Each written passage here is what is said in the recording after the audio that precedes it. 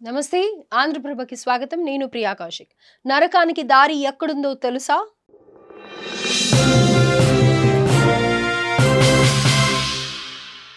భూమి మీద ఉన్న ప్రతి ఒక్కరికి ఏదో ఒక రోజు మరణం అనేది వస్తుంది.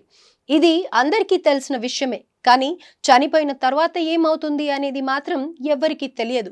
మన పెద్దలు మాత్రం మంచి చేసిన వాళ్ళంతా స్వర్గానికి వెళ్తారని, చెడు పనులు చేసిన వారంతా నరకానికి వెళ్తారని చెబుతూ ఉంటారు.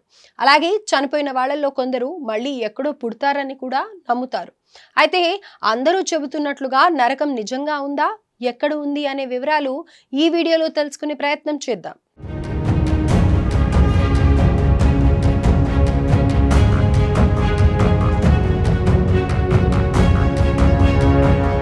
నరకం ఎలా ఉంటుందన్నది మనలో ఎవరికీ ఖచ్చితంగా తెలియదు. కానీ నరకం అంటే ఇలా ఉంటుంది, యమధర్మరాజు ఇలా పాలన చేస్తూ ఉంటాడంటూ ఇప్పటి వరకు చాలా సినిమాల్లో చూసాం. ఇక దీనిపై ఇటీవల అమెరికా అంతరిక్ష సంస్థ నాసా చెప్పిన విషయాలు తెలిస్తే ఆశ్చర్యపోవాల్సిందే. అవును, నాసా నరకానికి వెళ్లే దారిని కనుక్కోంది. M87 గెలాక్సీ మధ్యలో ఒక సూపర్ మాసివ్ బ్లాక్ హోల్ ఉందని నాసా తెలిపింది. ఈ హోల్ సైజ్ సూర్యుని కంటే 26 బిలియన్ రెట్లు పెద్దదని తెలుస్తోంది. దీన్నే కొంతమంది సైంటిస్టులు నరకానికి దారిగా చెబుతున్నారు. నాసా హబుల్ స్పేస్ టెలిస్కోప్ తీసిన ఫోటోల్లో ఈ వింత బయటపడింది. అయితే సామాన్యులు ఈ హోల్ను చూడటం చాలా కష్టం.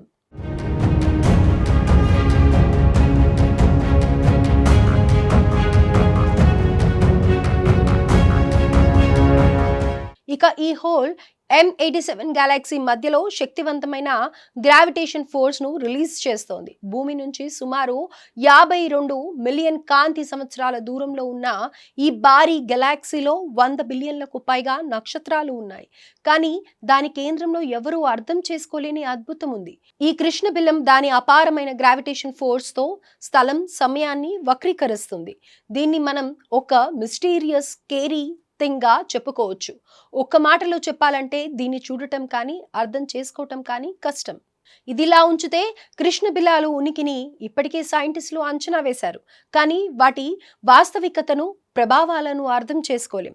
1978లో కాలిఫోర్నియా ఇన్స్టిట్యూట్ ఆఫ్ టెక్నాలజీకి చెందిన ఖగోళ శాస్త్రవేత్త పీటర్ యంగ్, ఆయన బృందం M87 మధ్యలో గ్రావిటేషన్ ఫోర్స్ ను గుర్తించారు.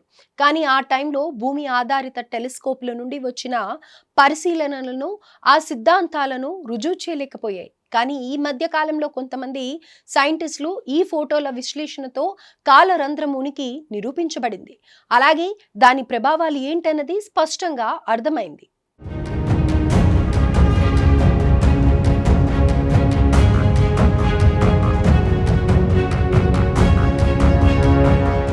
M87 మధ్యలో నక్షత్రాల సాంద్రత చాలా ఎక్కువగా ఉంటుంది. ఇది సాధారణ భారీ గెలాక్సీల కంటే కనీసం 300 రెట్లు ఎక్కువ.